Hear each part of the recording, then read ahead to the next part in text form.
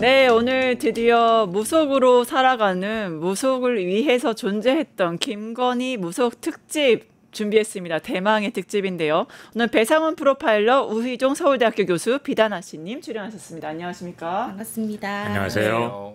비단아 씨님 그 TV에서만 보다가 직접 보니까 너무너무 아름다우십니다. 네네. 영광입니다. 네, 오늘 무엇보다 큰 사건이 터져서 먼저 시사적인 것 좀 여쭤보고서 갈 수밖에 없는데 특검 한덕수 전 총리에 대한 영장이 기각됐습니다. 어떻게 보셨습니까? 프로파일러님부터. 뭐 전형적인 머저리 전략이 통했다라고 저는 생각하는데요. 네, 머저리 전략. 나는 바보다. 근데 그리고 뭐 어차피 윤석열이 다 했고, 근데 로펌이 하는 머저리 전략은 사실은 효과적입니다. 네. 왜냐하면 이게 되게 세게 법리적으로 붙을 것 같은데 네. 변호사님도 계시길 아시겠지만 이건 법리적으로는 구속이 돼야 맞는 거예요. 네. 그래서 증거도 있고 뭐 다 있습니다. 근데 그렇죠. 근데 문제는 판사 앞에서 이렇게 내가 저 몰라요. 제가 다 한 거예요라고 이렇게 해버리면 불쌍하잖아요. 그렇죠. 그죠? 그러니까 사실은 이게 주방조 애매하단 말이에요. 범죄는 명확한데 네. 구속까지 시켜야 돼. 증거는 명확하잖아. 네. 그래서 사실은 로펌의 머저리 전략은 상당히 효과적입니다. 이게. 특히 저 정도의 연세를 가지고 계신 분의 저런 거는 굳이 구속할 구속까지 필요가 이렇게 있냐? 아니 뭐 본인이 뭐 명백하고 증거도 명확하고 네. 또 나이도 드신 분이 이게 우리한테는 이게 그게 말이 되라고 하지만은 현실은 다른 거거든요. 저기 법정에서의 네. 사실 그것은 사실 판사만 안 믿지 않습니까? 네, 네, 이거 사실은 증거가 명확한 부분에서의 그렇죠. 이건 O와 X는 그래서 사실은 저는 그 160자의 그 구속 기각문을 봐도 네. 그런 내용은 없어요. 없다는 것은 결국은 시민적 요인이 작용했다고 생각합니다. 네. 결국에는 그 로펌의 힘을 얘기하셨는데 그 유전 무죄가 되는 건가요? 좀 한덕수 기각 어떻게 보셨습니까? 제가 보기에는 역시 방금 말씀하신 것처럼 법적으로야 뭐 분명히 거짓말했잖아요. 네. 그래서 구속돼야 되는데 이거 판사가 찌질한 거 아니겠어요? 그런 거를 아니 법리적으로 해가지고 더욱이 이제 전 국무총리이기 때문에 영향력이란 건 있잖아요. 네. 자기네 어떤 세력도 있고. 그런데 그걸 그냥 뻔한 명확한 증거에도 불구하고 방금 우리 말씀해 주신 것처럼 그냥 인지상정으로 끌렸다는 얘기는 걔는 판사 자격이 없는 거죠. 판사 자격이 없다. 예, 어떻게 그렇게 명확한 건데 이건 국민 정서에도 반하고 증거에도 반하고 그럼에도 불구하고 불구속이라는 거죠. 예, 확실하게 인정되는 혐의가 분명히 있음에도 불구하고 기각이 나왔다. 국민의 법 감정과 눈높이와도 전혀 맞지 않는 이러한 결정이 아닌가 싶은데 좀 나중에 특검이 좀 보강을 한다고 합니다. 다시 좀 구속될 가능성 어떻게 보세요? 구속될까요? 한덕수. 근데 이제 문제는 이제 같은 거로 다시 할 수는 없을 겁니다. 같은 걸로 다시 그렇죠. 하기 힘들다. 같은 걸로 증거를 보강한다 한들 네. 그거는 아까 교수님 말씀하신 것처럼 네. 판사 스스로 네. 판사들 스스로 네. 앞에 바보짓 했다는 걸 노출하는 거니까 인정하는 거니까. 그러니까 새로운 증거는 아니면 그러니까 전략이 바뀌어야죠. 다른 혐의 명백한 다른 혐의로 네. 가서 네. 하되 사실 내용은 앞쪽으로 가야죠. 네. 이렇게 해야지 전략을 세워야지 맞는 네. 건데 사실은 그 부분은 어떨지 모르겠어요. 근데 만약에 그렇게 해서도 불구속 났다. 그건 사실은 큰 문제가 되죠. 네. 이거는 뭐 수사의 동력 자체가 떨어지니까 네. 거기서 결정할 것 같습니다. 그러니까 네. 다음에 했을 때는 분명히 구속될 거라는 확신이 있을 때는 네. 저는 해야 된다고 보는데 네. 왜냐하면 이게 없으면은 다음 국무위원들에 대한 것이 동력이 없어요. 왜냐하면 아니 한독수가 했잖아. 우리는 한독수 말을 따라서라고 하면은 어떻게 할 겁니까? 이건 사실 연쇄의 반응이거든요. 네, 그렇죠. 사실은 네. 그래서 꼭 넘어가야 된다고 하면은 네. 해야 될 거라고 생각합니다. 해야 된다. 그 나중에 국무위원들 한덕수가 이렇게 스타팅 포인트를 끊으니까 국무위원들 과연 제대로 조사를 할 수 있겠냐 그냥 우려점이 있는 게 사실이거든요. 어떻게 그렇죠. 보세요? 아니 뭐 국민 모두가 우려하는 지점이라고 생각합니다. 네. 물론 뭐 법 쪽에서는 어떻게 생각할지 모르지만 네. 상식적으로 생각해야 되잖아요. 네. 더욱 이게 내란인데. 그렇죠. 예, 그렇기 때문에 하여튼 이번 한덕수의 그 상황은 네. 국민들에게 사실 충격을 줬죠. 국민들에게 충격을 줬던 국민들의 눈높이에 맞지 않는 이제 국민들의 기각 결정. 눈높이에도 맞지 않은. 에도 맞지 않는 또 다른 게 뭐가 있을까요? 정의에도 맞지 않죠. 정의 사회적 정의에도 맞지 맞죠. 않고 네. 세상 이치에 그렇죠. 세상 이치에도 맞지 그렇죠. 않죠. 일단 세상 이치를 말씀 주실 걸 저는 고대하고 있습니다. 네. 한덕수 기각에 대해서 이제 잠시 이야기 나눠봤고요. 네, 그러면 본안 들어가도록 하겠습니다. 드디어 이제 김건희 무소속집에 대해서 얘기를 할 텐데, 자, 이 얘기 먼저 좀 해볼게요. 김건희 특검팀이 지난달 강남 역삼동 건진법사 전선배 씨 법당 압수수색했습니다. 너무 충격적이었죠. 불상 뒤에 숨겨진 비밀 공간, 일본 신 아마테라스. 이건 뭔가요? 일본을 구성하는. 네. 그러니까 이제 전설상으로 일본을 놨다고 하는. 네. 이게 사실 뭐라고 하나? 우리가 보통 일본을 표현하는 게 우길기지 않습니까? 네, 우길기. 태양에서 빛이 쫙 나오는 그쵸. 그 태양신 자체를 뭐라고 하나? 그거를 이제 그것을 놨다고 하는 어떤 그게 아마테라스 여성신, 여신. 예, 여신이죠. 그러니까 일본의 모든 것이라고 볼 수 있는 일본 자체다. 예. 우리가 많이 헷갈리시는데 그 남성신 우리는 보통 이제 그 대륙에서에는 그 소위 태양신 남성신으로 생각을 하는데 네. 아마 이 섬 부분에서는 좀 인식 구조가 다른 것 같아요. 네. 그래서 아마 그렇게 된 것 같은데, 그러니까 사실은 이런 아마테라스를 모셨다는 것 자체가 사실 저도 조금 충격적인 거예요. 네. 왜냐하면 이 아마테라스를 모셨다는 것 자체는 일본신을 모셨다는 것 자체도 중요하지만은 네. 이건 여신. 예. 그러니까 이건 뭐지? 이게 여신을 모시는 게 뭔가 남다른 의미가 있을 수 있는 거죠. 네. 왜냐하면 주신을 모시는 것 자체가 네. 그 여신이라고 하면은 네. 그래서 저는 사실 조금 놀랐어요. 그래서 많이 시중에서 떠도는 얘기가 맞을 수도 있겠는데 그 뒤에 보시는 저 양반을 진짜 그렇게 만들고 싶은 건지라는 느낌이 확 들지 않겠습니까? 예. 그렇군요. 결국에는 그 김건희를 뒤에 업은 건진법사, 그 뒤에는 일본의 제국주의 여신인 아마테라스가 있었다라고 이제 보는데 이 일본의 신을 모셨다. 이거 어떻게 봐야 됩니까? 뭐 그야말로 일본의 신이죠. 그러니까 네. 일본 그거에. 근데 지금 방금 말씀해 주신 것처럼 아마테라스는 이제 천조대 신이라고 그러는데 네. 원래 일본의 그 창세기 신화에 나오는 거죠. 일본의 창세기 네. 신화. 그래서 이자나기라는 그 창조신이 네. 창이 만들 적에 네. 이제 왼쪽에서는 이 태양신이 나오고 네. 여성, 네. 왼쪽 눈에서는 네. 또 이제 오른쪽 눈에서는? 달의 신, 그렇죠. 왼쪽만 남자 있으면 씨. 힘들겠죠. 네. 장면이죠. 그리고 이제 코에서는 폭풍의 신이 나오고 뭐 이래가지고 이 일본 자체의 근간이 되는 이야기잖아요. 네. 그래서 그러한 신을 모시다는 건 전형적으로 신사라든지 우리가 일본 그 침략 때 네. 강요당했던 이 일본의 네. 어떻게 보면 정신이죠. 네. 그것을 모셨다는 거고 그런 의미에서는 이쪽 김건희 라인이 네. 철저하게 그 외색 쪽으로 이어졌다는 걸 보여준 것 같다고 생각하죠. 그 일제가 조선인에게 강요했던 신사참배의 중심 그리고 천황 곧 신이다 이 사상을 떠받치던 존재가 아마테라스라고 좀 보이는데 한국에서는 일본의 아마테라스 같은 존재가 좀 어떤 게 있을까요? 비단하시님. 네네. 네. 한국에서는 일본과 저는 이걸 보면서 굉장히 깜짝 놀랐던 게요. 네. 성향이 전혀 다르고요. 우리나라에서 있을 법하지 전혀 않을 신이거든요. 이거는. 이거 한국에서는 이러한 신이 없나요? 그렇죠. 네네. 아니 한국에도 굳이 신이 많은데 왜 외국까지 가가지고 남의 나라에서 신을 이렇게 했을지 정말 궁금해요.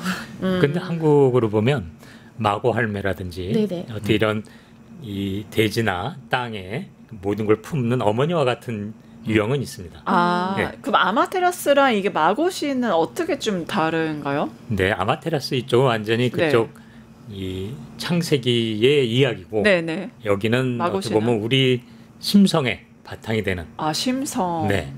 그렇게 볼 수 있죠. 마고신 소개 좀 해주세요. 궁금해졌어요. 마고신을 소개한다라는 기구단은 마고 할매? 네, 마고 할매. 마고 네. 할매가 계세요. 네. 네. 그래서 저희들이 이제 기도를 하면서 네. 뭔가를 이제 받고 이렇게 하면서 모시는 할머니가 이제 계시는데 굳이 여기에 아마테라스하고는 전혀 관계가 없이 상관은 없죠. 네, 아무 상관이 없는 거라는 거죠. 아니 결이 좀 다르다고 완전히 봐야겠군요. 다르죠. 한국에. 국내 이 마고 할매 우리 어머니와 같은 존재고요. 아. 우리를 다 품어주는. 되게 따뜻한 돼지의 여신 가이아 뭐 거의 이런 느낌이에요. 그렇죠. 유럽의 이용 같은 형태입니다. 그러니까 그 돼지의 신 같은 우리가 네. 느끼는 그런 건데 네. 이거는 전혀 다른 겁니다. 아마테라스는 성격 자체가 그건 다르죠. 아니죠. 지배하는 천지를 지배하는 지배의 주신으로서의 개념인 거예요. 지배적이고 그러니까, 권력적인 그렇죠. 그러니까 정점의 전혀 느낌. 다른 그래서 성격이 전혀 다른 거를 그래서 신기하네 저는 그런 생각이 들었어요. 네. 이 양반들이 좀 신기한 짓을 하고 있었네 이런 느낌이 신기한 들어요. 짓을 하고 있었다. 근데 이게 저 개인적으로 충격적이었던 게 우리는 식민 지배 36년의 일제 치하의 아픈 역사를 가지고 있습니다. 그런데 대통령의 부인 그리고 건진법사 김건희를 배후에 엎은 건진법사가 일본의 신을 모셨다. 이 자체가 너무 좀 충격적이지 않습니까? 어떻게 보셨어요? 충격이죠.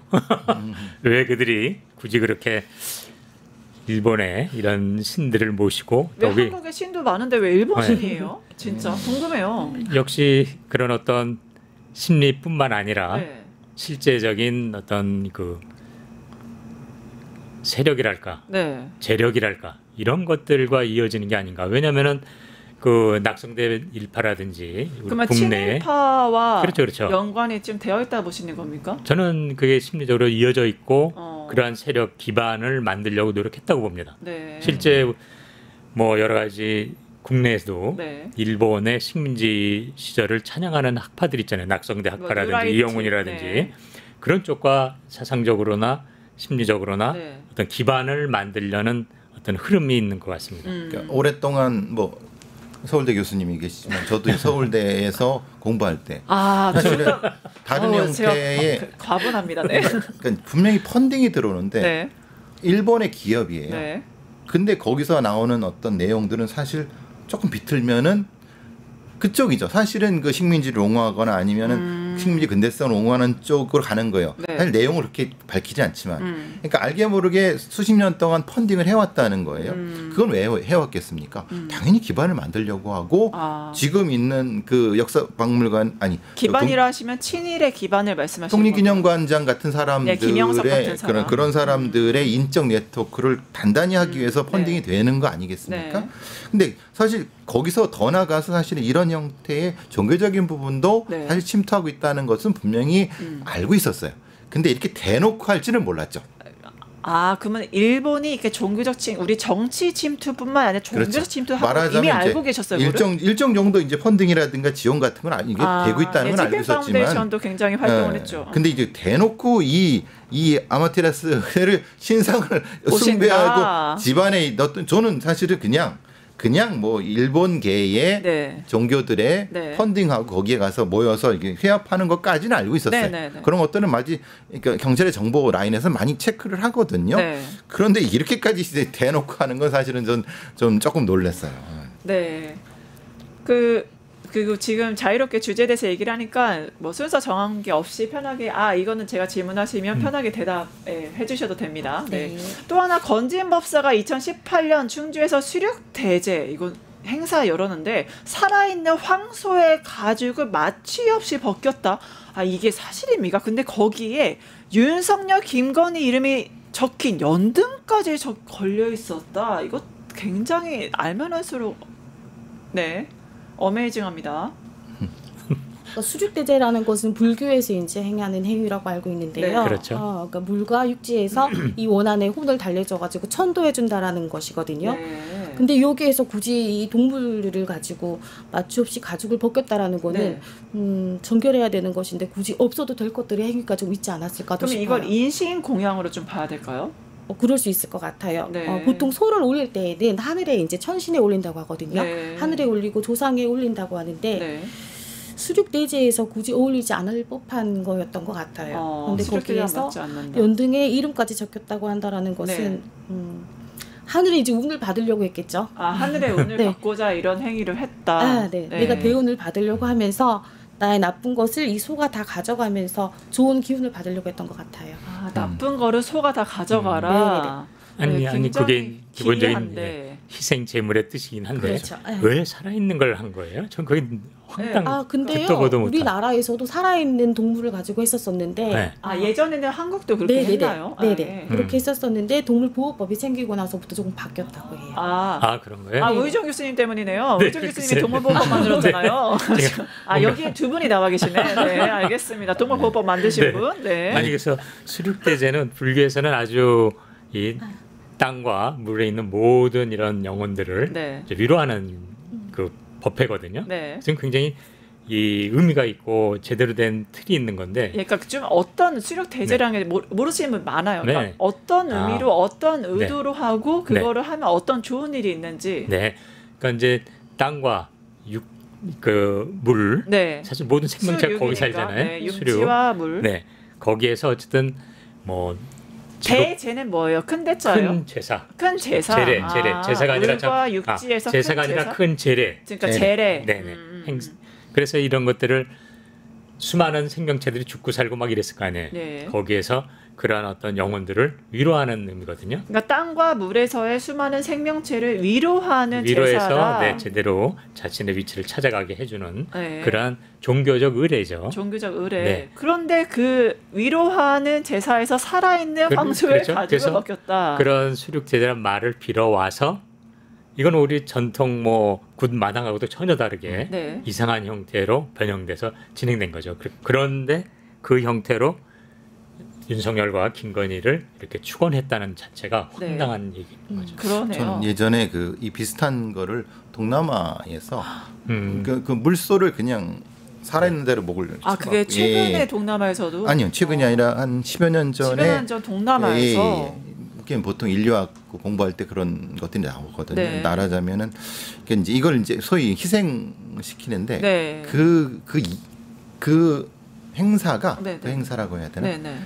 그게 전투 싸움하기 전에 해는 전사들의 힘을 돋구는 방식으로 하는 거예요. 근데 그런 방식으로 동남아에서 그렇게 할 수 있죠. 풍습이니까. 네네. 그럼.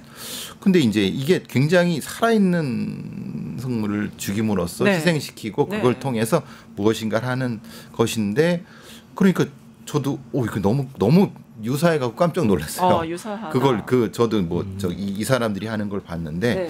이게 도대체 누굴 위해서 뭘 했을까라는 네. 거. 그러니까요. 차라리 그게 천도의식이면 좋을 것 같은데 이게 혹시라도 이 사람들을 위한 뭔가 축원을 위한 그런 의미가 있지 않았을까라는 생각이 들어서 그러니까 이제 전쟁이 나가기 전에 네. 무엇인가 기운을 받는 그렇죠. 재물을 희생시켜서 뭐 하는 그런 행사래요. 네. 그러니까 그런 비슷한 걸 막 섞지 않았을까라는 생각이 들어요. 사실 이런 방식은 우리나라에 없는 거 아닌가요? 그렇죠. 아니 이 살아있는 희생제물을 쓴다는 건 마야나 고대부터 쭉 내려오기 때문에 네, 네. 자연스러운데 저는 여기서 특이한 게 네. 살아있는 채로 가죽을 베겠다는 거죠. 아니 목을 칠 수는 있어요 사실. 아. 인간을 대신해서 희생제물을 쓰는 거니까. 근데 어떻게 살아있는 소에 가죽을 벗겨가지고 그것도 전시했다는 거 아니에요. 이건 말이 안 되잖아요. 차라리 지금 말한 어떤 옛날부터 내려오는 어떤 그런 의미를 담는다면 네, 네. 목을 쳐가지고 피를 어떻게 한다든지 이건 우리가 종종 보는 희생제례인데 아니 어떻게 살아있는 소를 가죽을 벗겨서 전시하고 그게 아주 충격인 거죠 저는. 그 한국의 드라마에서도 사실 어떤 원비를 일부러 굶어 죽인다는데 만들어서 그걸로 불을 축적하는 그런 행태를 보이는 드라마가 방영이 됐었거든요. 그러면 이렇게 소의 원한을 이용해서 사술에 쓴다. 이런 것들이 일본의 음양술에서 나온 거다 이런 얘기도 있는데 원래 이런 것들 좀 어떻게 보세요? 무속의 정답은 없어요. 어디서 나온지도 모르겠지만 네. 우리나라에서도요. 아픈 사람이 있거나 하면 우리가 대수대명 진다고 해서 닭을 잡거나 돼지를 잡아가지고 대신 내 아픈 거를 가지고 먼저 가라고 동물을 대신해서 보내주기도 하거든요. 그러니까 그렇게 네. 보시면 네. 좋을 것 같은데. 네. 결국에는 근데 이게 우리가 김건희 무속 특집인데 아시다시피 아크로비스타 그 위치에 대해서 이게 우리가 왜 이런 얘기를 하냐면 소의 원한을 이용해서 사술에 쓴다. 이것 어떤 희생으로 자신의 이득을 취한다. 그게 이제 핵심 쟁점이잖아요. 윤석열 부부가 사는 곳이 아크로비스타. 공교롭게도 여기가 잘 아시다시피 너무 아픈 상처죠. 삼풍백화점에 있던 자리고 무너졌었죠. 정말 많은 희생자들이 나왔고 전 국민이 애도하는 시간을 가졌었습니다. 왜 아크로비스타일까요? 좀 어떻게 보십니까, 비단하시님? 그러니까 우리가 인신공양을 또 했었다고 하잖아요. 네. 다리나 성곽같이 큰 대형 구조물을 했을 때 네. 사람을 생매장해가지고 제물로 바쳤다고 하는데 네. 제가 봤을 때는 우연의 일치지 않았을까도 싶고요. 아, 우연의 일치. 네, 그럼 그렇게 따지면 그곳에 사는 사람들이 모두 다 네. 뭔가가 인신공양을 있어야 되는 건데 바라고. 그러지 않을 것이거든요. 근데 거기에 시신을 수습하지 못한 사람들이 꽤 있습니다. 한풍백화점. 그 당시에 그랬군요. 거기 아시다시피 그때의 정부에서 진짜 잘못한 거죠. 네. 그 있는 대로 쓰레기 시신을 수습하지 않고 그냥 덮어버린 거죠, 그거를. 그냥 콘크리트를 갖다가 하고 남아 있는 그냥 발라버린 거죠. 그러니까 그 밑에 사실은 그 시신이 있는 거죠. 그러니까 은폐하고 그거를 축소하려고 그렇게 해버린 그런 의미도 건가요? 있는 제대로는. 거고 사실 네. 많은 분이 알고 있는 거죠. 거기에 그게 네. 흔히 말하는 수습되지 않은 시신들이 있다는 걸 알고 있는 거죠. 네. 그러니까 그런 의미라고 보면은 네. 그러니까 모르겠어요. 그러니까 이 사람들이 네. 김건희나 윤석열이라는 사람이 거기가 그 자리라는 보고 네. 나한테 그 기운이 있을 수 있을 있다라고 수 있다. 들어갔다고 하면 모르겠지만은 네. 다른 사람들하고는 상관없는 거죠. 그죠? 그걸 믿지 않는 사람들은 전혀 네, 그쵸. 아크로비스타에 살고 있는 사람은 전혀 상관없는 건데 네, 네. 그 사람들이 그걸 믿고 전혀 엉뚱한 데에 가서 했는데 네. 자기네들은 마음의 위안을 얻을 수 있는 거죠. 네. 혹시 말하면. 그거를 믿고 가면은 그런 네. 인신공양으로 해석하는 거 논리 어떻게 보세요? 저는 뭐 굳이 그렇게 해석하고 싶지 않습니다. 네. 왜냐하면 그건 그런 관점 자체가 또 하나의 이런 어떤 소문이나 어떤 의미부여이기 때문에 방금 말씀해 주신 것처럼 거기 사는 사람 뭐 다 그러면 뭐 그 인신 희생을 통해서 뭔가를 얻으려고 갔냐? 전 그렇게 생각하지 않기 때문에. 네, 적어도 근데 김건희와 윤석열은 네. 이제 아마테라스까지 모셨기 때문에 네. 이게 연결이 됐는데 결국엔 일부에서 히토바시라 네. 내게 나옵니다. 그러니까 네네. 이게 좀 무슨 뜻인지 소개 좀 부탁드릴게요. 히토바시라요? 네, 네. 뭐예요? 뭐 한문으로 하면 사람의 기둥 이런 말이잖아요. 사람의 기둥. 네. 네. 인주. 그래서 네. 뭐 이건 뭐 옛날부터 있었어요. 뭐 다 알다시피 우리 에밀레 정도 거기에 사실 에밀레 악이 는다든지 그 당시 사람들은 당연히 뭐 이런 어떤 큰 건축물이나 뭐 의미 있는 걸 할 적에 뭔가 희생을 해야 되는 거고 네. 또 가장 그것은 사람 소중한 사람이라는 개념이 있었기 때문에 네. 다만 그래서 이제 그것이 근데 일본에는 꽤 오랫동안 남아 있었죠. 네. 그래서 심지어 물론 이제 지금 뭐 저도 뭐 일본에 살았습니다만 지금은 뭐 공공적인 일을 위해서 희생하는 어떤 의미로 은유적으로 사용합니다만 네. 어떻게 보면 뭐 2차 세계대전 때 가미가제라든지 이런 것도 다 이런 맥락에 자기를 희생해서 네. 대의를 위한다. 근데 가미가제까지. 네, 그런 의미에서 이제 그런 어떤 인간의 심성이란 면에서는 뭐 이해는 되지만 네. 이게 최근까지도 일본은 굉장히 그런 형태의 문화가 있었던 거죠. 네. 일본은 오랫동안 침략을 받은 나라가 아니기 때문에 그렇죠. 외세 그래서 그러니까 그게 문화가 오랫동안 고착되어 있는 거죠. 히토바시라 문화가 그렇죠. 여러 가지. 그러니까 네. 우리나라나 다른 나라는 네. 문화가 섞이면서 그렇죠. 희석도 되고 네네네. 그러는데 그러니까 이제 히토바시라는 게 남았지만은 껍데기만 남은 거죠. 지금은 껍질만 남은 건데 거꾸로 이것을 베껴서 네. 한국에서 이 흉내내는 사람들이 있다는 것이 충격인 거죠. 네. 충격일 수 있는 거죠. 네. 만약에 이 짓을 했다고 짓을 하면은 했다고 하면. 사실은 충격이. 왜냐하면 원료보다 더 나쁜 것을 복사하는 게 더 나쁜 거잖아요. 네, 그렇죠. 껍데기만 남은 걸 가져와서 했다. 특히 말씀드린 이유가 상품백화점이 무너진 날짜와 뭐 윤석열이 대선 출마 선언한 날짜가 겹친다. 이것도 우연으로 봐야 됩니까? 뭔가 상징성을 찾는 시각도 존재하거든요. 아니 이제 아까 말한 것처럼 아크로비스타에 산다는 것 자체를 뭐 네. 이길 건 없지만 진짜 그 이후에 쭉 여러 가지 왕자니 뭐니 뭐 쭉 날짜를 보면 뭐 숫자도 보면 이거는 우연인 아닌 것 같아요. 아, 우연은 아니다. 네. 네. 어떻게 보세요? 이게 우연입니까? 우연 아니면 이런 날짜 같은 게 어떤 대선 출마, 어떤 중요한 일을 선언하는 그런 날짜라든 그런 것들을 좀 맞춰서 일부러 하는 경향이 있나요? 맞죠. 내가 그렇군요. 좋은 날이 분명히 되게 있어서 팩이라는 날을 받아서 이제 이사할 때도 우리가 날짜 받아가지고 그렇죠. 이사하는 것처럼요. 그렇죠. 선 없는 그래서 있는데 이게 정말 이상스럽게 우연스럽게도 날짜가 겹치는 게 너무 많아서 네. 어쩌면 그럴 수 있다라고 보고 있어요. 이상스럽게 우연스럽게 날짜가 겹친다셨는데 구체적으로 좀 기억나시는 것만 어떤 날짜들이 좀 겹쳤나요? 우리가 이제 넘겼는데 잠시만요. 우리가 말하자면 주변에서 네. 말하자면 이게 거봐 이게 여기가 너한테 맞아. 네. 계속 부추기는 사람들이 있고 네, 네. 그러면은 이 사람들도 우리 거기 가야 되겠다. 네. 그날 해야 되겠다. 네, 네. 그러니까 이런 것이 영향을 받을 수가 분명히 있을 수 있다고 저는 네, 생각하거든요. 네. 그렇죠. 그것까지는 확실한데 문제는 이걸 주도적으로 했으면 이건 완전히 생각이 다른 거죠. 예. 그래서 예를 들어서 뭐 손에 왕자 새긴 것부터 해서 대선 출마 날짜부터 해서 그 계엄을 선포한 날, 한 날. 그것도 뭐 기미가요의 뭐 천일 이런 거 아니냐 얘기도 있고 뭐 기미가요 그래서 그런 날짜들이 다 의미가 있다, 뭐 있을 수 있다고 있을 봐요. 수 있다라고 보시는군요. 또 윤석열 부부와 무속 이제 정치 이거 뗄 수가 없을 텐데 김건희가 불안했나 봐요. 영리아씨한테 저 감옥 가나요? 계속 물어봤다고 하죠. 명리학을 봤을 때에는 내가 어딘가에 갇혀 있을 수 있는 뭔가 형살이 있는지 네.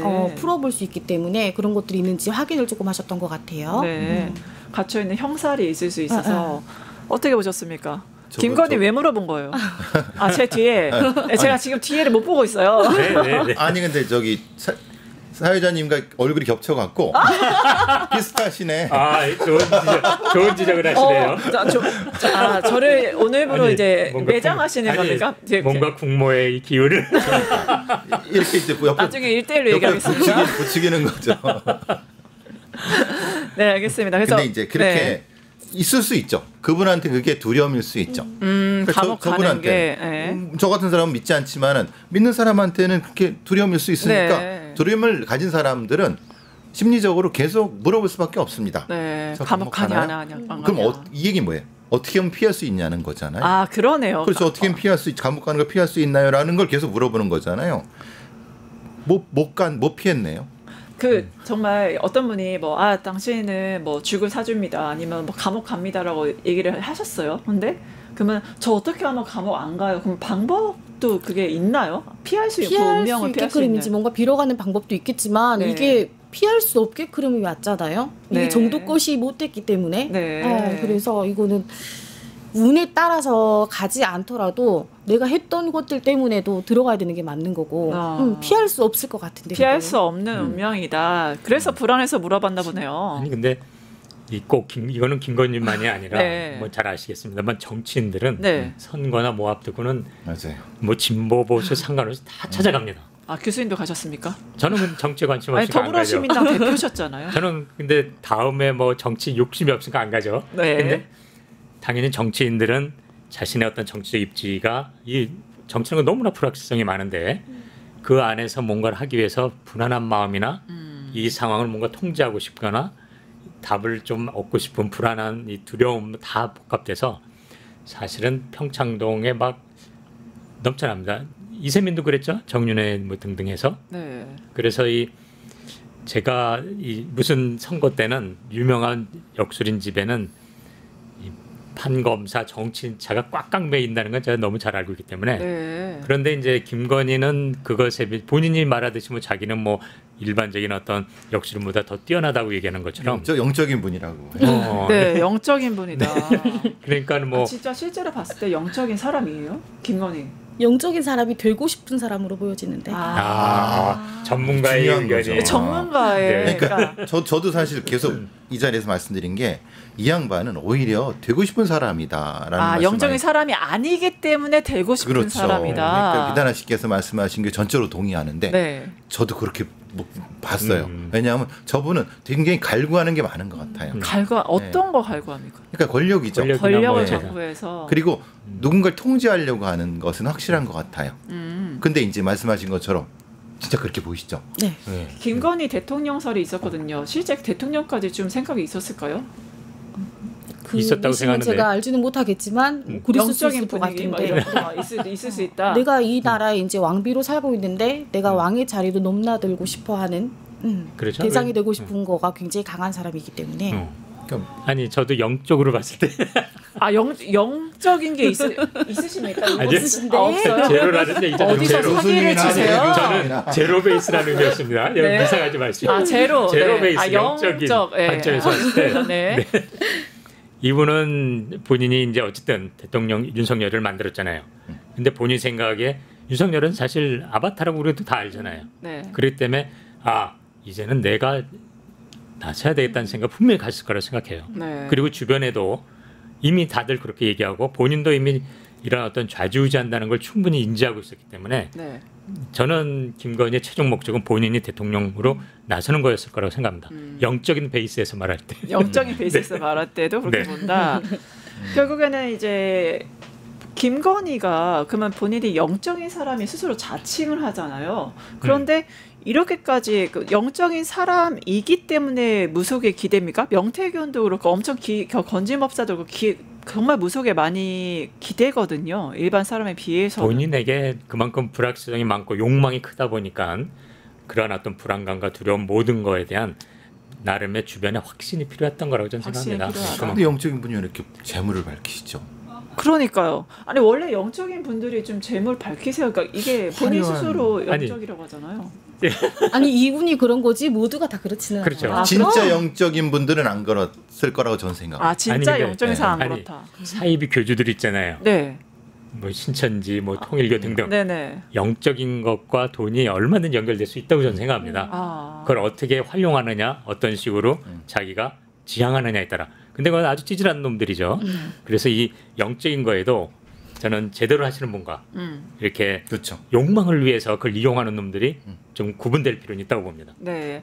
특히 명태균은 윤석열을 장님의 무사, 그리고 김건희는 밖으로 나가면 안 되는 주술사 이렇게 불렀다고 하는데 저는 오히려 그 비단아 씨께서 이 명태균은 이렇게 묘사를 했잖아요. 내가 보는 김건희, 내가 보는 윤석열은 어떻게 정의할 수 있을까? 내가 보는 윤석열을 장님이라고 표현했다라면 눈 닫고 귀 닫고 있으라는 사람이라고 표현한 것 같고요. 네. 김건희를 가지고 밖으로 나가면 안 된다. 밖에 네. 나가면 계속 소리가 나잖아요. 네, 네. 한 번 나갔다 오면 일이 터지고 사건이 생기고 말이 많아지기 때문에 나가면 안 되는 주술사라고 표현했던 것 같아요. 네, 해석은 그렇게 할 수 있는데 명태균이 윤석열을 장님 무사라고 했어요. 그리고 이제 김건희를 안진뱅이 주술사라고 했습니다. 네네. 그러면 이 명태균이 두 사람을 이렇게 정의를 했다면 비단아 씨께서 두 사람을 비유한다면 어떤 걸로 비유할 수 있을까요? 김건희를 그리고 윤석열을 대장과 부하. 대장과 부하. 여기서 대장은 누구를 대장은 김건희가 건이지. 대장이겠죠. 건희. 그리고 부하는 윤석열이다. 그렇죠. 네. 네, 그렇군요. 아무래도 이 명태균의 얘기는 그런 것 같아요. 그 눈을 감은 윤석열에 엎혀 있는 김건희 이런 느낌으로 명태균을 얘기하는 것 같아요. 아, 눈을 감은 윤석열이 엎혀 있다. 네, 그렇죠. 말하자면 그러니까 이렇게 그 위에 엎여 갖고 여러 가지 머리를 대신하는 주술사 이런 느낌으로 명태균이 얘기하는 것 같은데, 그러니까 사실 명태균이 부분 굉장히 명석한 부분이 있어요. 전체적으로는 사실은 좀 많이 그런데 그 찍는 어떤 부분이 지점에서는 말하자면은 그렇게 이제 보입니까? 이런 내용들이죠. 그러니까 네. 순간순간적으로 이런 비유. 이제 찍어내는 그런 부분이, 그래서 본인도 그런 얘기를 하는 거죠. 네. 자기는 그런 것이 있다. 네. 그러니까 이제 있나요? 명태균 영적인 거 있나요? 있으시겠죠. 글쎄요. 글쎄요. 아까 김건희랑은 다른 대답이 나왔습니다. 명태균은 그래도 뭔가를 가지고 업을 가지고 움직였던 사람이고 네. 김건희는 뭔가가 내가 딱히 특별하게 보여지지가 못했기 때문에 네. 있지 않았을까요? 그런 것 같아요. 제가 그러니까 봐도 또 찾아가고 했겠죠. 네. 김건희가. 김건희 그러겠다. 명태균을 보면 이 그 큰 전체 방향성이나 이런 건 공공성하고 상관없이 좀 방향이 좀 바람직하진 않지만 네. 사람을 보는 건 굉장히 잘 보는 것 같아요. 상황 파악과. 그거는 제3자가 봐도 그렇게 보이더라고요. 근데 그게 이제 공공성과 맞는 건 아니죠. 그렇죠. 자기 이익을 방향이 위해서 다른, 해버리니까 이게 오염이 되는데 말씀하신 것처럼 부분적으로 뭔가 약간 좀 툭툭 튀는 건 있는 것 같아요. 저도 튀는 게 있다. 그래서 이런 걸 보는데, 그러니까 이제 김건희한테 너 밖에 나가면 안 돼. 그 얘기 뭡니까? 밖에 나가면 죽는다는 얘기지 않습니까? 아, 밖에 나가면 죽는다. 근데 나다니니까 저. 그리고 정말 너무나 대국민적 관심이었죠. 집무실 갑자기 용산으로 옮겼잖아요. 그래서 이거는 천공 명태균이 이제 옮긴 거다 이런 얘기도 있습니다. 좀 어떻게 보셨어요? 우선 용산의 기운부터 물어볼게요. 지금 청와대보다 용산이 진짜 그렇게 좋습니까? 기운적으로 어때요? 청와대 자리가 좋지 못해가지고 우리나라 이제 왕들이 나오고 나면 끝이 좋지 못하다는 이제 그런 썰들이 많이 있었잖아요. 네. 그런 것도 포함이 되지 않았을까 싶고요. 네. 글쎄요, 저는 이 자리를 보는 사람이 아니어가지고 네. 그 자리가 어떤지까지는 잘 모르겠는데. 네, 알겠습니다. 오랫동안 경복궁이 아마 불나고 그래서 태종 이후에는 아마 그걸 피해 갖고 다른 궁에 이거 하셨었죠. 근데 이제 계속 그래 갖고 그 자리에 대한 옛날 얘기가 많이 있었죠. 네, 뭐 자리터가 안 좋다라는 불이 얘기가요. 난다는 둥, 뭐 거기 앞에 근데 그건 그냥 얘기인 줄 알았는데 네. 이제 그게 이제 박정희가 그렇게 되면서 그리고 박정희가 이제 시해. 그리고 또 이제 흔히 말하는 박근혜가 그렇게 되고 뭐 여러 가지가 되면서 그게 이제 계속 이걸 부추긴 것 같아요. 실제로는 저도 뭐 풍수리 이런 건 모르지만은 네. 결과를 가지고 해석을 하니까 당연히 그렇게 될 수밖에 없지만 네. 저는 풍수는 모르겠지만은 굳이 그럴까라는 생각을 합니다. 지들이 정치를 못해서 그런 거지 그렇지 않습니까? 네. 근데 저는 이 청와대 터는 잘 모릅니다만 저도 네. 용산을 생각해 보면 네. 그래 역사적으로 보면 이 거기 청나라 군대도 주둔했고 그렇죠. 지금 미군이 주둔하고 있어요. 아. 다시 말하면 용산이 그런 어떤 뭐 기운 관점을 떠나서 역사적으로 보면 네. 우리나라 수도를 통제하는 외국 외세. 군대들이 벌써 100년을 넘게 그 자리를 차지하고 있거든요. 외세의 힘이 연결되는 곳이에요. 아. 그 이야기는 이게 이제 다양하게 그 우리가 좀 이해할 수 있는 거고 그 점에서 이 용산으로 가지 않았을까. 결국 외세가 자리 잡은 곳 또 이 어쨌든 우리나라를 이 총괄하는 수도에 거기에서 가장 그래도 뭔가 총재력을 발휘할 수 있는 곳 이런 이중적 의미가 충분히 있지 않나 이렇게 그리고 생각합니다. 원래 포구였어요. 원래 포구였고. 그렇죠. 그러니까 왜냐하면 주차군이 들어올 수 있는 공간이기 때문에 네. 이 거기에는 사실은 그 그러면은 최고 지도자가 거기 있으면 안 되는 자리인데 네. 거꾸로 그걸 좋다고 하네요. 그러니까 뭐가 풍수가 바뀐 건지 모르겠습니다만 저는 그렇게 만들어냈다고 생각합니다. 사실은 거기는 역사적인 의미로서는 최고 지도자가 있으면 안 되는 안 데인데, 되는 자리인데 결국에 아메리카 파이도 뭐 부르고 여러 가지 행위를 했던 게 연결되지 않나라는 생각도 드네요. 그렇네요. 네. 결국에는 그 상에 대해서 동물 인물상 이것도 좀 화제가 됐습니다. 풍수 전문가가 윤석열은 악어상, 김건희는 공작상 이런 풀이를 내놨다는데 좀 어떤 의미입니까? 전혀 제 분야가 아니라서 제가 수의과 대학 교수긴 해도 악어와 공작. 수의과 대학이시면 전문 아니십니까? 네.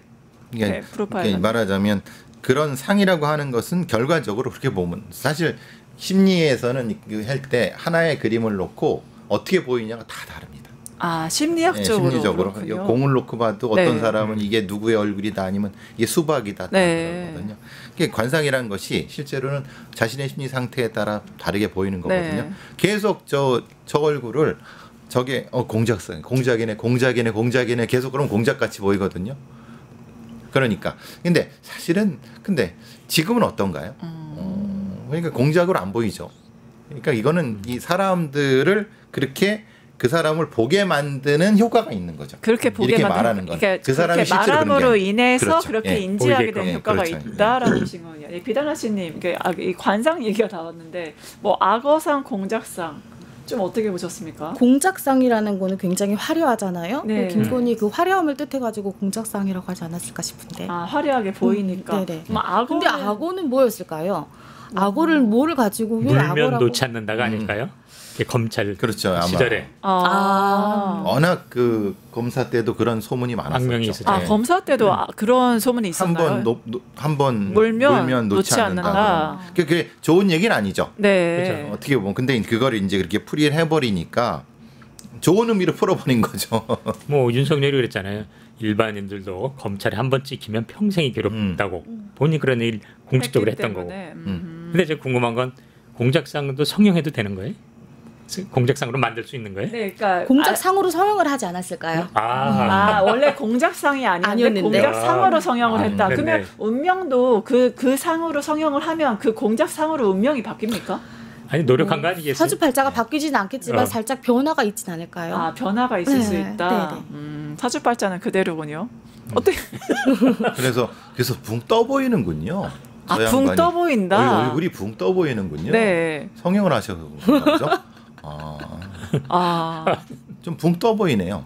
붕 떠 보인다. 네. 원래 사주팔자랑 떨어져 있어서 그런 건가요? 저는 사주팔자 모르지만은 이게 느낌이 계속 예. 네, 알겠습니다. 그 국민의힘 내부에서도 이러한 김건희, 윤석열 역수로전 너무 잘 알고 있었다고 하거든요. 그 유승민 그 양반이 그 후보 토론 때 그 얘기 하신 거가 그거 그리고 아닙니까? 왕자도 있었고. 그렇죠. 그러니까 말하자면 국민의힘의 스스로 정통 보수를 라고 생각하시는 분들이 네. 걱정을 많이 하셨다는 얘기는 들었어요. 걱정. 우리 당의 후보가 네. 저렇게까지 나가면 안 되는데라는 얘기를 많이 했다는 얘기까지 들었는데 네. 뭐 결론적으로 된 걸 어떻게 하겠습니까? 그런 생각 어떻게 할 수가 없다. 한덕수 부인하고의 연관도 있고 뭐 다 있잖아요. 그거 뭐예요 도대체? 한덕수 부인하고 둘이 뭐 영적으로 굉장히 친한 걸로 무당을 알고 공유한다 있어요. 이런 네. 얘기도 있어요. 네, 그거는 사실인 것 같습니다. 사실인 것 같다. 네. 최소한 공식적으로는 부인하고 있지만 아는 사람을 이렇게 통해서 들어봤더니 그거는 친한 그 가족끼리 만나는 분한테 들어봤더니 네. 그걸로 굉장히 유착돼 있다는 건 확실한 것 같습니다. 가족끼리 만나는 분한테 물어봤더니 사실이었다라고 네. 하셨어요. 그 일반적으로 볼 때 뭐 남들끼리 그러니까 서로 피가 섞이지 않은 사이인데 어떤 무장이나 영적인 존재를 공유한다는 것 좀 어떤 의미로 봐야 됩니까 저희가? 네. 우리가 믿지 않은 사람들과는 같이 얘기하지 않잖아요. 네, 나와 그렇죠. 뭔가 공유가 될 수 있는 사람과 얘기를 하기 때문에. 네. 근데 제가 뉴스로 봤을 때에는 그분도 명리학을 좀 공부를 하셨다고 제가 뉴스로 봤었는데 맞죠? 네. 그래서 나눌 수 있는 대화거리가 조금 있지 않았을까 싶은데요. 같이 서로 영적인 존재를 믿기 때문에 그렇죠. 나눌 수 있는 대화가 있었다. 그거를 공유까지 했다는 건 굉장히 긴밀한 사이가 아니냐 이렇게 얘기가 그렇죠. 나오네요. 한덕수가 저렇게 나름대로 정치 이력을 봤을 적에 네. 사실 이번 윤석열 정부에서 저렇게까지 이 뜰 위치도 아니고 네. 성격도 아닌데 네. 저런 지금 뭐 결국 내란 방조까지 왔습니다만 네. 다 그렇게 연결돼 있는 것 같아요. 제가 보기엔. 네, 그 최근 특검에 비단아씨님 참고인 신분으로 다녀오셨죠. 저도 TV에서 봤는데 거기서 노상원과 면회하고 싶다라고 말씀하셨어요. 어떻게 그런 말씀하시게 된 거죠? 면회를 원한다고 했던 것은 그냥 인간적인 차원에서의 발언이었지. 인간적인 네네, 차원이었군요. 정치와는 그냥 전혀 무관합니다. 그냥 예의상한 말이라고 아니요, 해석하면 될까요? 아니면 그렇기도보다는 사실은 저는 개인적으로 이제 수업도 했었고요. 네. 저와 이제 이렇게 지냈던 시간들이 네, 있어서 그렇죠. 그냥 개인적으로 건강하셨으면 좋겠다라는 생각도 사실은 했고요. 네. 어쨌든 이렇게 제가 한번 또 이렇게 거론을 함으로써 뉴스에 또 한번 이름이 나왔고 그냥 이런저런 순수한 마음으로서 연애를 한번 해보고 싶다라는 생각을 해서 봤어요. 인간적. 쉽지 않아요. 쉽지 않더라고요. 그분이 근데 저기 한복을 입고 다니시나요? 아니요. 그냥 평상복 입고 다니시는. 근데 그 한복 입는 거는 그 방에 한복이 있었잖아요. 그거는 그분의 한복이 아니라 거기 다른 본사의 한복이었던 것 같은데. 또 궁금한 거 있으면 물어보십시오. 아니 그래서 오늘이 아니면 힘듭니다. 아니 그러면 저 노상원이 우리가 보통 노보살이라고 많이 네. 그 언론에서 했잖아요. 네. 그래서 이분이 그 어떤 본인을 어떻게 생각하시는지 그분도 영적으로 그 생각하시는 건지 저는 그게 궁금해요. 노상원 어떻게 노상원 씨가 그러니까 본인 네. 노상원 스스로가 스스로를 어떻게 생각하는지랑 그렇죠. 비단아 씨께서 보시는 노상원은 좀 어떤 사람이었는지. 제가 처음에 봤을 때에는 신기가 굉장히 많으셨어요. 근데 공부를 또 너무 많이 오랫동안 하셨어요. 이 명리학 공부를. 그래서 그런 것도 가지고 있는 데다가 플러스 공부를 해놓으니까 사람을 보면 이제 우리 무당들은 그냥 점을 보잖아요. 생년월일 네. 넣지 않고서 그것도 조금 가지고 계시고 이걸 풀어서 하니까는 굉장히 잘 보시는 분이셨어. 네, 잘 보시는. 제일 걱정은 그 양반이 가지고 있는 리스트가 보통 그 기무사의 그 리스트보다 훨씬 높잖아요. 그러면 인사 파일보다. 네. 그게 걱정이라는 거예요. 왜냐하면 그 인사 파일에 그것을 가지고 나중에 그걸 가지고 자기가 쿠데타가 성공했을 때 네. 자기 마음대로 인사를 했다라는 거잖아요. 그러니까 그래서 제가 여쭤보는 게 노상원이라는 사람이 도대체 어떤 생각을 가지고 진짜 영적으로 그런 분인지 아니면 그걸 이용한 건지 이런 거잖아요. 그러니까 그 자기가 영적으로 맑은 사람이라고 하고 김건희한테 접근했을 수도 있는 거잖아요. 네, 그렇죠. 그렇죠? 아닌데.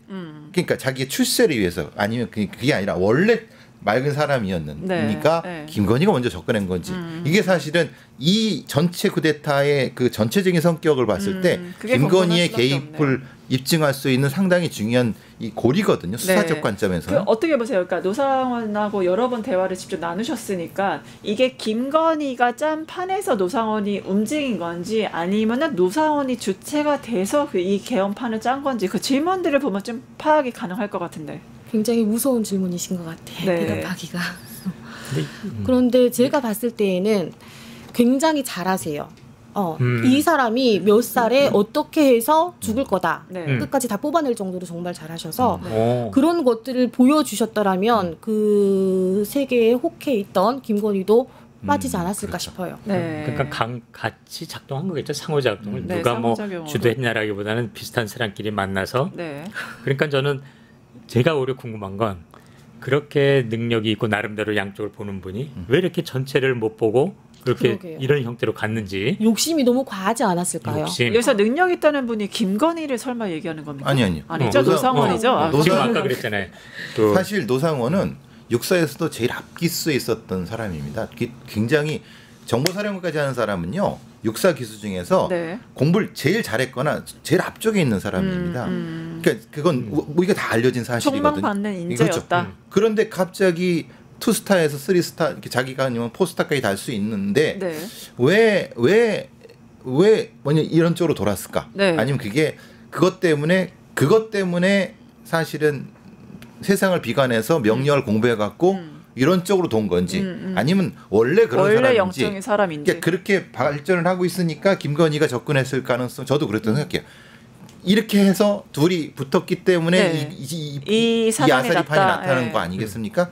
그러니까 그게 사실은 아마 내란 특검이라 해서 주목할 것 같아요. 왜냐하면 네. 이 접점을 찾는 게 굉장히 중요하거든요. 그렇죠. 지금 부분은. 그 접점을 찾기 위해서 이제 그 이번에 참고인 신분 특검 다녀오셨을 때 노상원 수첩서 필체를 대조를 좀 해봤다고 했는데 직접 그게 노상원 본인 것이 맞다고 확인을 해주신 건가요? 네, 제가 항상 이제 공부를 하면서 노트에 적어가면서 수업을 했기 때문에 네. 그냥 보면서 딱 보자마자 맞아요라고 대답했어요. 아 노상원의 필체가 네네네. 맞다라고 하신 거군요. 또 노상원이 김용현 전 장관 이름과 생년월일 들고 와서 이 사람이 장관 될 거다 이런 얘기했다고 하죠. 장관 될 거야가 아니라 A4용지를 가지고 오셨을 때 맨 처음에 써 있었던 게 김용현 이름과 사주팔자였어요. 아 김용현 사주팔자부터 들고 왔군요. 맨 처음에. 김용현이 누군지 이제 몰랐었고요. 그쵸, 저는. 그쵸. 그래서 이 사람은 굉장히 맨 위에 자리까지 올라갈 수 있으신 분이세요. 일반적인 사람이 아니세요 했는데 이 사람이 그럼 그게 가능하겠느냐 이제 물어보셨어. 근데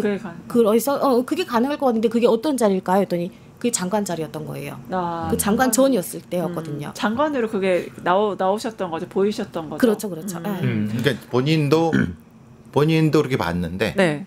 더 전문가는 어떻게 본가를 확신을 얻으려고 갔던 거 아닐까? 근데 제가 봤을 때는 저한테 뭐가 궁금해서 오셨다기보다는 혼자서 다 풀이를 이미 하셨어요. 그래서 이걸 확신하는 거예요. 내가 말한 것과 당신이 말한 거가 일치하는가를 좀 확인하시려고 많이 찾아오셨던 것 같아요. 본인 내심으로는 이미 김용현 대선 장관이라고 이제 될 수 있다고 생각을 하고 있었는데 그거에 대한 확신을 좀 얻고 싶었던 거로 봐야 될까요? 근데 그날 그것만이 질문이 아니었고요. 네. 그 A4용지 중에 한 사람이었어요. 그럼 다른 사람은 또 어떤 질문들이 나왔습니까? 이 사람이 이제 운이 어떻는지 뭔가 함께 했을 때 오랫동안 함께 같이 갈 수 있을 것인지 그러니까 사람에 대한 운을 굉장히 많이 물어보셨어요. 사람에 대한 운. 이 사람이 언제쯤 돼서 또 올라갈 수 있는 자리가 생기겠는지 막히지 않겠는지 그런 운을 많이 물어보셨었는데 지금 정말 후회되는 거는요. 제가 그때 왜 계속 군인을 물어보실까요? 라고 질문을 한번 했었더라면 뭐가 조금 남지 않았을까. 군인만 물어볼까. 그게 저는 정말 의문이었거든요. 이 사람은 군인이 아니고 네. 왜 계속 올 때마다 군인들을 물어보지라고 했었는데 좀 안타까워요. 그게 이제 계엄에 대한 시그널로 볼 수 있기 때문에 그렇겠네요. 본인의 리스트가 있었고, 네. 흔히 말하는 개인 사찰 그 라인 그 정보가 있었고, 그거를 계속 업데이트하는 과정에서 네. 비단하신을 만났을 것 같다는 네. 생각이 들어요. 그걸 통해서 이제 그 쿠데타 라인업을 작성을 했을 가능성이 높죠. 그래서 믿을 만한 사람이냐 아니냐 그렇죠. 뭐 이런 것들. 그거를 그만큼 치밀한 사람이라는 거예요. 왜냐하면 본인 생각만 아니라 전문가한테 더 보강을 계속 받고 다녔다는 거잖아요. 사실 류다나 씨님 말고 다른 분들하고 또 확인받고 그러는 상황이니까 그러니까 사실 이 판의 주인은 노상원이었다라고 보는 것도 이게 이제 그런가? 무리가 아니다. 그렇죠. 실무적 주역. 그렇죠. 그게 되는 실무적 거지. 주역이다 노상원이. 근데 좀 궁금한 게 아니 그럼 이놈이 장관이 할 만한 그 운이 있습니다. 근데 장관이 되면 이놈은 똥오물을 다 뒤집었을 겁니다는 안 나와요? 그거는 처음에는 그렇게 나오지 않았어요. 처음에 물어보셨을 때가 한참 전이었었고요. 그 후에 이제 김용현이라는 이름을 한 서너 번 정도 더 물어보셨었거든요. 그래서 우리가 뭔가를 만들려고 하는 게 있는데 그것이 될 수 있겠느냐고 질문하셨어요. 그래서 가능성. 그게 조금 힘들겠어요라고 했어요. 제가. 힘들겠어. 하지 않으셨으면 좋겠어요라고 했는데 제 뜻을 따라주지 않으셨어요. 욕심 때문에, 욕망 때문에. 그렇죠. 이거 뭐 윤석열 생년월일 또 들고 와서 아니요, 그러지 않았어요. 윤석열 생년월일 들고 온 게 아니라 제가 거기 AF용지 내에서는 대통령실에 있는 사람들도 있었고요, 현재 군인들도 있었고 사업가도 있었고 해서 이렇게 많은 사람들, 나란 일하는 사람들이 계속 물어보신다면 윤석열과 김건희도 저희 집에 올 날이 있겠네요라고 이제 했더니 그래서 윤석열이 이 얘기가 나온 거지. 그래서 또 이제 노상원이 자기 정치적 복귀를 위해서 김용현의 줄을 대려 한 거다 이런 해석도 있는데 뭐 강제추행 혐의로 이제 불명예 전역까지 좀 했잖아요. 좀 어떻게 보세요? 그러니까 이제 이 사람이 제일 걸리는 게 제일 잘 나가던 사람인데 여기서 이제 엎어졌단 말이에요. 근데 이제 강제추행 혐의로 불명예 전역한 부분 때문에 그것 때문에 그러니까 사실 이 사람의 운빨은 여기서 멈췄어야 되는 거예요. 맞아요. 근데 그거를 극복하기 위해서 제가 보기엔 스스로 그 공부를 하면서 뭔가 다시 전복하려고 한 것 같다는 느낌이 들어요. 그러니까 이제 그런데 이제 문제는 인간의 운명이라는 게 그렇게 또 안 된 것 같다는 느낌도 드는데 그래서 사실 잘 모르겠어요. 이제 그러니까 자신의 그러니까 욕망이 클수록 사실은 욕망이 크고 자신이 잘 나간다고 생각할수록 이렇게 허점을 보이거든요. 특히 성적인 허점을 보이는 건 맞거든요. 그리고 특히 윤석열 탄핵 전개에 대해서 이제 절대 그럴 일이 없다 이 발언이 좀 화제가 됐었습니다. 자세하게 좀 소개 부탁드릴게요. 이제 대화를 하면서 제가 윤석열이 탄핵이 될 거예요. 임기를 다 마치지 못하고 탄핵이 될 겁니다 했는데 만들어 놓은 기초공사가 굉장히 단단하다. 노상원이 그렇게 말했다. 네네. 우리가 만들어 놓은 기초공사가 굉장히 단단해서 절대 그럴 일은 없을 것이다라고 단호하게 이제 말씀을 하셨죠. 그럼 이미 그 보셨던 전기에는 탄핵이 되지 않는다, 실패라고 나오셨던 거죠. 그분이 봤을 때는 이제 그러셨겠죠. 강하게 부정을 하셨으니까. 부정하셨으니까. 근데 그 약간 초반에 얘기했어야 되는데 이제 노상원이 저희가 알기로는 여러 군데에서 전기를 봤다라고 알고 있는데 특히 이제 비단아 씨 님한테 이제 이런 정말 중대한 사항, 뭐 후보군, 뭐 사주, 김용현부터 해서 뭐 중요한 사람들, 대통령 사람들 다 사주팔자 가져와서 일일이 다 물어보고 리스트를 만드는 건 정말 중요한 일이잖아요. 다른 사람과 다르게 노상원이 특히 왜 비단아 씨님한테 와서 그런 중대한 질문들을 많이 했다고 좀 생각하세요? 처음 오셨을 때 칭찬을 많이 해주셨어요. 오자마자 내가 점집을 정말 많이 다녀봤는데 정말 잘 본다는 집은 다 가봤는데 점을 정말 잘 본다고 칭찬하셨어요. 그러니까 정말 잘 본다고 한 거는 그 전에 어떤 질문을 했고 거기에 대해서 대답을 제대로 했기 때문에 어떤 질문을 맨 처음에 이제 오셨을 때는 가정사 얘기하셨었고요. 자녀분들, 본인 개인. 그런 얘기들을 하면서 다녀가시고 한 3일 정도 있다가 또 오셨어요. 이제 그러면서 이제 계속 오시게 된 거예요. 근데 맨 처음에 가정사로 아마 테스트를 좀 한 것 같고 그게 이제 맞으니까 또 와서 그다음 그러면 가정사로 처음 왔고 두 번째 방문부터 구체적으로 이런 걸 물어봤나요? 처음에는 생사에 대해서 굉장히 힘들어하셨어요. 내가 어떻게 살아야 될지, 내가 뭐를 해서 벌이를 해야 될지 굉장히 조금 힘들어하셨어요. 주로 그런 걸 본인의 개인적인 그런 미래라던가 앞으로의 뭐 떠보는 여부를 좀 떠보는 거예요. 능력이 많다고 그랬잖아요. 노상원도. 근데 그때 당시에는 제가 봤을 때는 떠보는 게 아니라 정말 고민이 많으셨던 것 같아. 본인이 내가 이제 혼자서 대전에서 운영을 하셨었대요. 철학관을. 네, 철학관. 철학관을 운영을 하셨었는데 저기 끝나고 저녁하고. 저녁하고. 네. 사람들이 얼굴을 알아봐서 내가 그 문을 닫았다. 네. 왜 하필 대전이야? 그 계룡대에.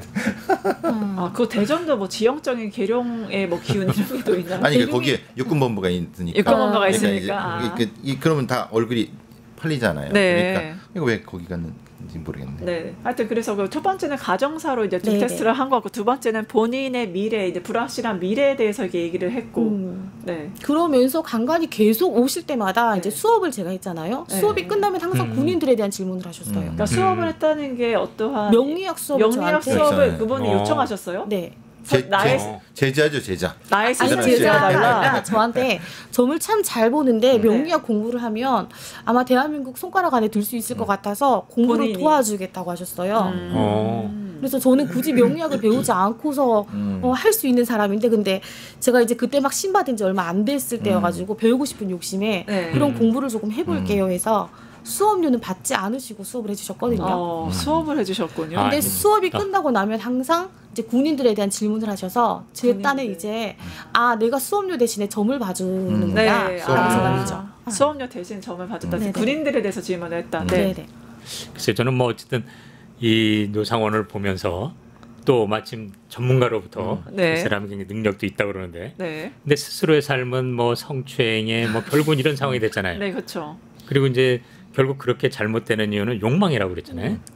결국 이런 어떤 뭐 연기나 사주는 당연히 자기 삶의 성찰로 이어져야지 네. 욕망을 어떻게 만들려고 하는 수단으로 삶을 때 오히려 이렇게 되는 것 같아요. 그래서 오히려 오늘 이런 얘기를 들으면서 정말 사람들의 각자의 자기 욕망에 대한 성찰, 마음 공부가 얼마나 소중할까 이런 생각을 하게 다시 되는데. 한번 하게 되네요. 네. 그 아까 말씀하실 때 수업을 해줬어요. 네네. 그거에 대한 마치 대가처럼 이제 네. 군인들 점괘를 봐주셨다고 했잖아요. 네. 그러면 구체적으로 어떠한 군인들이 좀 명시가 됐는지 물어보셨는지. 현역 군인들이 많이 있었어요. 현역 군인들이요. 네네. 그리고 여자도 있었었고요. 여자도, 그러니까 여자 군인을 여자 얘기하는 군인, 건가요? 네, 여자 군인도 있었었고 네. 사업가도 있었었고요. 네. 어. 구체적으로 그 군인들의 뭘 물어보던가요? 군인들의 운을 물어봤어요. 이 사람이 이동이 있겠느냐, 움직여야 되겠느냐도 물어보셨고. 네, 이동원도 저는 물어보고. 군인이었다는 거는 알았고요. 네. 정권이 바뀌고 옷을 벗고 나오셨다고 저는 들어가지고 전혀 몰랐기 때문에 네. 예뻐하는 후배들. 부하들 후배들 이렇게 생각했었지 음. 뭔가를 전혀 몰랐는데 뉴스를 보면서 그래서 이렇게 군인들을 많이 물어봤었었나? 그러니까 계엄에 대한 조직을 그 핵심 준비를 할까, 사단 뭐. 조직을 하기 그렇겠죠. 위해서 그거를 리스트를 확보하는 단계에서 하나하나 그걸 신원 확인을 한 거거든요. 그렇게 생각했어요. 네. 이동원 말고 또 뭐 물어봤어요? 이 사람 뭐 심성? 심성도 많이 물어봤었고요. 이 사람의 가정 환경도 조금 물어봤었고요. 뭐 충성 이런 것도 물어봤어요. 그런 것도 물어보셨고. 그러니까 나와 끝까지 함께 할 수 있을 사람, 그리고 내가 넘어지지 않게 뒷받침해줄 수 있는 사람, 그렇게 많이 질문하셨던 것 같아요. 그 명단에 전수인 변호사 없었어요? 없었어요. 정말 다행입니다. 네, 감사합니다, 교수님. 네. 보통 확인해드렸습니다. 점쟁이가 자기 점은 못 본다는 거잖아요. 네. 왜냐하면 교수님 말씀하시기는 자기 욕망이 들어가니까 오염이 되는 거죠. 네. 그죠? 자기는 저희 이제 이모뻘 되는 분도 이제 신내림 부장이셨거든요. 그러셨군요. 근데 이제 그분이 이제 저를 이제 만들려고 하다가 못 만드셨거든요. 근데 이제 여기도 좀 있으시네. 이제 말하자면 있으십니까? 영적인 네, 이제 그게 저는 맑은 사람이 아니에요. 저는 막지 않습니다. 넌 부패한 사람입니다. 근데 지금 대답을 안 하세요. 나는 긍정으로 봤어 지금. 아니 저는 조금뿐이 없는데 막 이러면서 보시는 것 같아요. 의정 교수님은 있으십니까? 전 전혀 없죠. 재료죠. 있으시죠? 아니 있으시겠네요. 저는 없고, 네, 저는 없고 근데 있으시대요. 원래 그 동부에서 혈통으로 내려오잖아요. 혈통으로 있는 내려와. 사람은 피에 부정해. 섞여 있는 DNA에 있네. 왜 저를 새롭게 보여줘야죠. 저희 코너 이름을 바꿔야 될 것 같습니다. 다음 주부터. 아마테우스 신을 믿을까요? 어쨌든 그러니까 이제 이 노상원이라는 사람은 그랬던 것 같아요. 수단과 목적을 헷갈렸던 것 같다는 생각이 들어요. 자신이 그러니까 사실 이 사람은 굉장히 능력이 많은 사람인데 그 많은 사람이 어떤 이유 때문에 이제 좌절을 하게 되고 그러면서 그것을 욕망으로 채우려다 보니까 스스로 이제 망가진 것이 아닌가라는 생각이 들어요. 그러니까 이제 사실 저는 뭐 교수님도 계시지만 똑똑한 사람은 너무 많이 봐요. 똑똑한 사람들이 망가지는 것은 똑똑해서 망가지는 것이 아니라 욕심 때문에 망가지는 거거든요. 그렇죠. 예. 네, 오늘 그래서 정말 김건희 무속 특집, 왜 우리 대한민국이 이렇게 추락할 수밖에 없었냐, 무속과 거기에 결탁한 정치의 문제 같이 살펴봤습니다. 오늘 먼 군산에서 여기까지 와주신 비단하시님, 오희정 교수님, 배상훈 프로파일러님 감사합니다. 다음 주 이 시간에도 저희가 같이 인사드릴 수 있도록 노력을 해야겠죠? 김건희 특집 오늘 반응 좋으면 또 시즌2가 나올 수도 있는 거니까요. 네, 알겠습니다. 오늘 함께해 주신 세 분의 패널분들 감사합니다. 감사합니다. 감사합니다.